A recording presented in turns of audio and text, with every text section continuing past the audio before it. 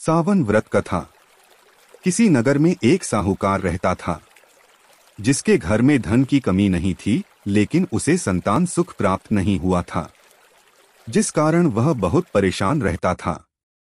पुत्र प्राप्ति की इच्छा से वह हर सोमवार व्रत भी रखता था और पूरी श्रद्धा के साथ शिव मंदिर जाकर भगवान शिव और पार्वती जी की आराधना करता था।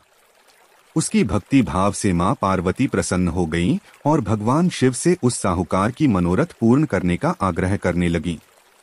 पार्वती जी की इच्छा सुनकर भगवान शिव ने कहा कि हे पार्वती, इस संसार में हर प्राणी को उसके कर्मों का फल मिलता है और जिसके भाग्य में जो है उसे भोगना पड़ता है। लेकिन पार्वती जी ने साहूकार की भक्ति का मान रखने के लिए उसकी मनोकामना पूर्ण करने के लिए कहा। माता पार्वती के आग्रह पर शिवजी ने साहूकार को पुत्र प्राप्ति का वरदान दिया, लेकिन साथ ही यह भी कहा कि इस बालक की उम्र केवल 12 वर्ष ही होगी। माता पार्वती और भगवान शिव की बातचीत को साहूकार सुन रहा था, जिसे सुनकर न तो उसे कोई खुशी थी और न ही दुख। वह पहले की तरह ही शिवजी की पूजा करता रहा। कुछ समय के बाद साहूकार को पुत्र की प्राप्ति हुई। जब वह बालक 11 वर्ष का हुआ तो उसे पढ़ने के लिए काशी भेजा गया। साहूकार ने पुत्र के मामा को बुलाया और उसे बहुत सारा धन दिया और कहा कि तुम इस बालक को काशी विद्या प्राप्त करने के लिए ले जाओ और मार्ग में यज्ञ कराते जाना। जहां भी यज्ञ कराओ वहां ब्राह्मणों को भोजन कराकर दक्षिणा देते हुए जाना। दोनों मामा भांजे इसी तरह यज्ञ कराते और ब्राह्मणों को दान दक्षिणा देते हुए काशी की तरफ चल पड़े। रास्ते में एक नगर पड़ा जहां नगर के राजा की कन्या का विवाह था, लेकिन जिस राजकुमार से उसका विवाह होने था वह एक आंख से काना था, जिसकी जानकारी लड़की और उसके घर वालों को नहीं थी। राजकुमार के पिता ने अपने पुत्र के काना होने की बात को छुपाने के लिए एक चाल सोची।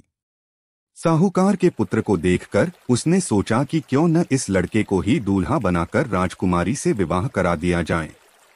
विवाह के बाद इसको धन देकर विदा कर दूंगा और राजकुमारी को अपने नगर ले आऊंगा। उसने लड़के को दूल्हे के वस्त्र पहनाकर राजकुमारी से उसका विवाह करा दिया। लेकिन साहूकार का पुत्र ईमानदार था। उसने मौका पाकर राजकुमारी की चुन्नी पर लिख दिया कि तुम्हारा विवाह तो मेरे साथ हुआ है, लेकिन जिस राजकुमार के साथ तुम्हें भेजा जाएगा वह एक आंख से काना है। मैं तो काशी पढ़ने जा रहा हूँ। राजकुमारी ने चुन्नी पर लिखी बात अपने माता पिता को बताई। राजा ने अपनी पुत्री को विदा नहीं किया। दूसरी ओर साहूकार का लड़का और उसका मामा काशी पहुंचे और वहां जाकर उन्होंने यज्ञ किया। जिस दिन लड़के की आयु 72 साल की हुई उसी दिन यज्ञ रखा गया। लड़के ने अपने मामा से कहा कि मेरी तबीयत कुछ ठीक नहीं है। मामा ने कहा कि तुम अंदर जाकर सो जाओ। शिवजी के वरदानुसार कुछ ही देर में उस बालक के प्राण निकल गए। मृत भांजे को देख उसके मामा ने विलाप शुरू किया। संयोगवश उसी समय शिवजी और माता पार्वती उधर से जा रहे थे। पार्वती ने भगवान से कहा, स्वामी, मुझे इसके रोने के स्वर सहन नहीं हो रहा। आप इस व्यक्ति के कष्ट को अवश्य दूर करें। जब शिवजी मृत बालक के समीप गए तो वह बोले कि यह उसी साहूकार का पुत्र है जिसे मैंने 2 वर्ष की आयु का वरदान दिया। अब इसकी आयु पूरी हो चुकी है। लेकिन मातृभाव से विभोर माता पार्वती ने कहा कि हे महादेव, आप इस बालक को और आयु देने की कृपा करें, अन्यथा इसके वियोग में इसके माता पिता भी तड़प तड़प कर मर जाएंगे। माता पार्वती के आग्रह पर भगवान शिव ने उस लड़के को जीवित होने का वरदान दिया। शिवजी की कृपा से वह लड़का जीवित हो गया। शिक्षा समाप्त करके लड़का मामा के साथ अपने नगर की ओर चल दिया। दोनों चलते हुए उसी नगर में पहुंचे जहां उसका विवाह हुआ था। उस नगर में भी उन्होंने यज्ञ का आयोजन किया। उस लड़के के ससुर ने उसे पहचान लिया और महल में ले जाकर उसकी खातिरदारी की और अपनी पुत्री को विदा किया। इधर साहूकार और उसकी पत्नी भूखे प्यासे रहकर बेटे के आने की प्रतीक्षा कर रहे थे। दोनों ने प्रण लिया था कि यदि उन्हें अपने बेटे की मृत्यु का समाचार मिला तो वह अपने शरीर त्याग देंगे, परंतु अपने बेटे के जीवित होने की बात सुनकर वह बेहद प्रसन्न हुए।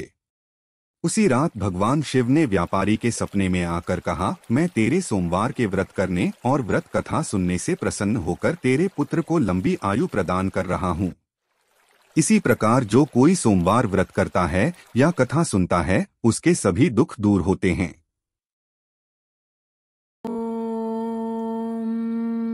ओम स्थिराय नमः। ओम स्थाणवे नमः। ओम प्रभवे नमः। ओम भीमाय नमः। ओम प्रवराय नमः। ओम वरदाय नमः। ओम वराय नमः। ओम सर्वात्मने नमः। ओम सर्वविख्याताय नमः। ओम सर्वस्मै नमः। ओम सर्वकराय नमः। ओम भवाय नमः। ओम जटिने नमः। ओम चर्मिणे नमः। ओम शिखण्डिने नमः। ओम सर्वांगाय नमः। ओम सर्वभावनाय नमः। ओम हराय नमः। ओम हरिणाक्षाय नमः। ओम सर्वभूतहराय नमः। ओम प्रभवे नमः। ओम प्रवृत्तये नमः। ओम निवृत्तये नमः। ओम नियताय नमः। ओम शाश्वताय नमः। ओम ध्रुवाय नमः। ओम शमशानवासिने नमः। ओम भगवते नमः। ओम खचराय नमः। ओम गोचराय नमः। ओम अर्दनाय नमः। ओम अभिवाद्याय नमः। ओम महाकर्मणे नमः। ओम तपस्विने नमः। ओम भूतभावनाय नमः। ओम उन्नतवेषप्रच्छन्नाय नमः। ओम सर्वलोकप्रजापतये नमः। ओम महारूपाय नमः। ओम महाकायाय नमः। ओम वृषरूपाय नमः। ओम महायशसे नमः। ओम महात्मने नमः। ओम सर्वभूतात्मने नमः। ओम विश्वरूपाय नमः। ओम महाहनवे नमः। ओम लोकपालाय नमः। ओम अंतर्हितात्मने नमः। ओम प्रसादाय नमः। ओम हयगर्दभये नमः। ओम पवित्राय नमः। ओम महते नमः। ओम शांति शांति शांति।